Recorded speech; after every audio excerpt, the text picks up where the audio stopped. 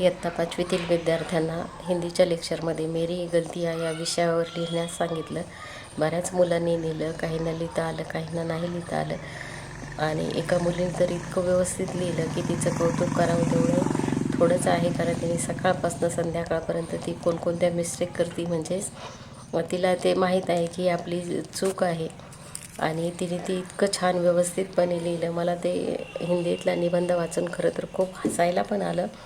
पण तिने अगदी झोपेपर्यंत ती कोणत्या मिस्टेक करते, कारण ती त्या मिस्टेक जर दुरुस्त करायला गेली तर पुन्हा तिच्याकडनं नव्यानं मिस्टेक होतात, हे पण तिने अगदी त्याच्यात नमूद केलेलं होतं. अगदी तिच्या घरी मांजर आली तर त्या मांजरीला पण ती घाबरवून पळवून लावते, हे पण तिने तिच्या लिखाणामध्ये लिहिलेलं होतं.